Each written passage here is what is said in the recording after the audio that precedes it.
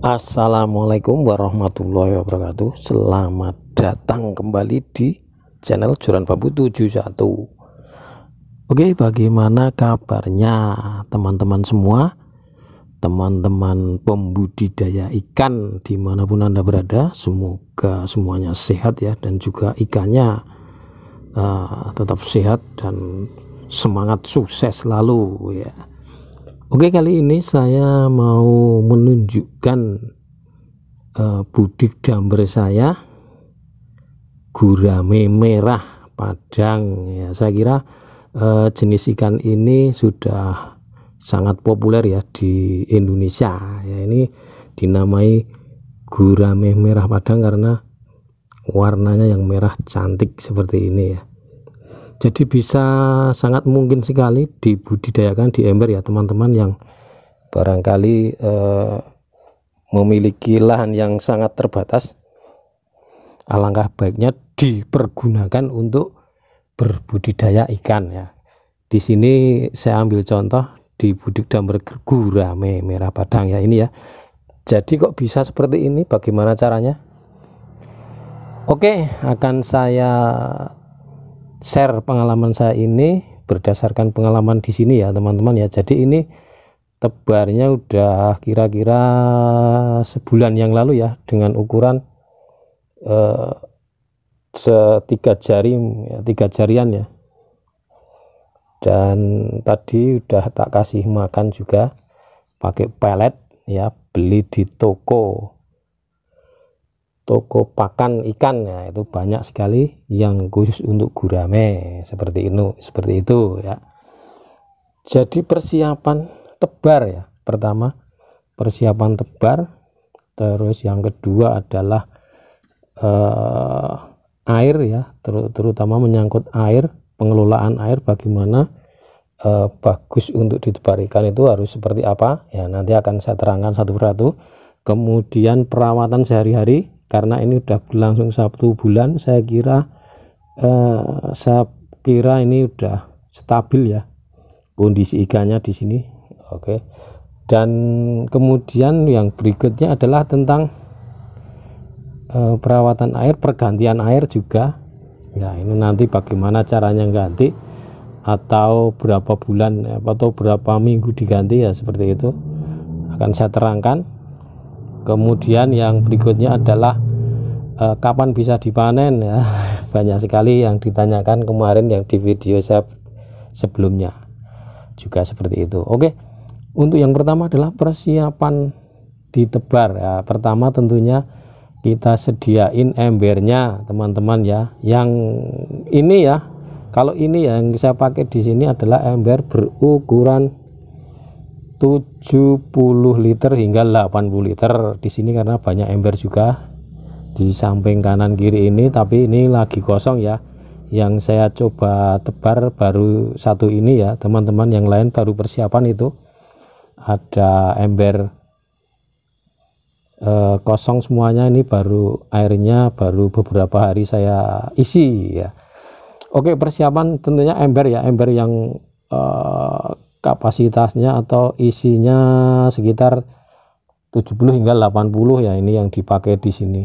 Oke, kemudian adalah berapa lama harus menunggu sampai siap ditebar. Nah, itu biasanya kalau di sini minimal 4 hari ya. Kenapa? Nah, ini kenapa? Karena airnya supaya pH dan suhunya stabil dulu di ember ini ya.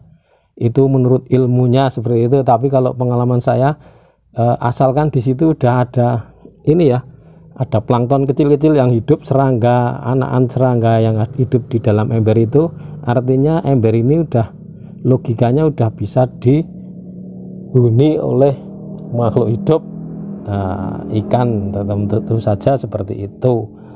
Oke, kemudian pakan ya teman-teman ya, tadi ya pakan yang saya gunakan adalah pelet ya, pelet lele atau pelet khusus untuk gurame yang berprotein 30-an% seperti itu ya teman-teman ya. Ada tulisannya di sana atau bakulnya, nanti udah tahu ya penjualnya untuk pakan gurame itu seperti apa.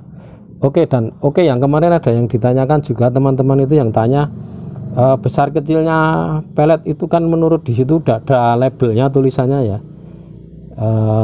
Karena nanti nggak perlu dibibis ya teman-teman. Kemana ada yang bertanya dibibis, nggak usah, karena di sini pelet itu macam-macam, ada yang mulai butirannya kecil, ada berapa macam, kalau nggak salah 4 macam ya. Tadi yang kecil bentuk tepung itu, kalau untuk kecil-kecil ikannya butirannya agak gedean dikit itu ada. Nah itu macam-macam seperti itu.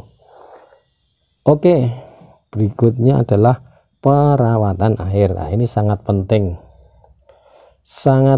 sekali perawatan air. Jadi menurut ilmunya, saya baca di buku-buku itu kondisi air itu berada di pH 6,5 hingga 7,5 seperti itu kayak kelihatannya itu ya. Tapi saya nggak pernah ngukur pH karena nggak punya alatnya seperti itu. Dan suhunya itu antara 24 hingga 28 untuk ikan gurame. Supaya kita mendapatkan suhu dan pH tersebut, bagaimana caranya? Nah ini penting sekali nih. Saya akan share pengalaman saya di sini. Jadi penempatan ember itu sangat penting teman-teman ya. Jadi penempatan ember itu saya kira harus di luar ruangan dan terkena sinar matahari minimal 5 jam. Jadi paling tidak 5 jam dalam waktu sehari, kira-kira pagi jam 8 hingga mungkin jam 2 siang gitu ya teman-teman, seperti itu ilustrasinya. Asalkan 5 jam aja udah cukup, nanti otomatis biasanya air itu akan berada di suhu 24 hingga 28 dan pH-nya normal ya gitu. Jadi saya nggak pernah ngukur karena ribet ngukur gimana caranya. Cuman budik damper kayak gini ya. Jadi kita menggunakan feeling aja seperti itu ya teman-teman ya. Oke, berikutnya adalah air ya, ganti air itu mudah. Jadi nggak harus mungkin 1 minggu atau 2 minggu, itu nggak seperti itu ya. Jadi ganti air itu tergantung pengamatan kita ya teman-teman.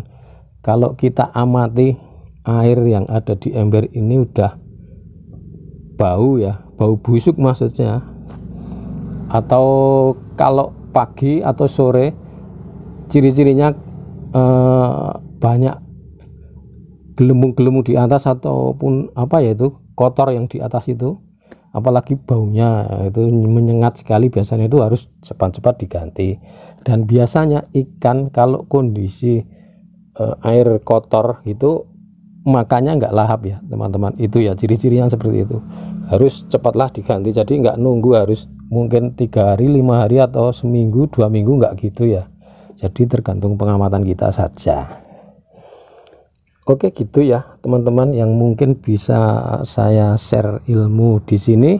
Oh ya, yang terakhir panen ya. Jadi panen itu ini kan tujuannya apa dulu ya. Ini kalau mau dikonsumsi mungkin ya kalau udah sekilo isi 2-3 ya itu ya. Itu seperti itu udah enak ya. Kalau tujuannya cuman mau dijual untuk sebagai ikan hias ya, berbagai ukuran itu bisa ya gitu ya teman-teman ya. Oh iya, kepadatan ya, belum tadi kepadatan, nanti tidak ditanyakan di komentar, tapi boleh juga mau ditanya nanti, insya Allah nanti saya jawab satu persatu ya teman-teman ya. Oke, kepadatan kalau ukuran segini ya, ini kan 3 jari 4 jari itu, ini saya isi 7 ekor ya teman-teman ya. Gitu, nanti mungkin kalau udah agak gedean dikit ya saya kurangi lagi, sebagian saya pindahkan di ember yang lain. Seperti itu teman-temanku semua. Semoga bermanfaat sharing ilmu saya yang sedikit ini, dan barangkali ada yang mau bertanya, monggo silahkan saja langsung diketik di kolom komentar. Dan kalau teman-teman setuju dengan, senang dengan sharing saya ini, Alhamdulillah sekali kalau sudinya mensubscribe. Oke, terima kasih.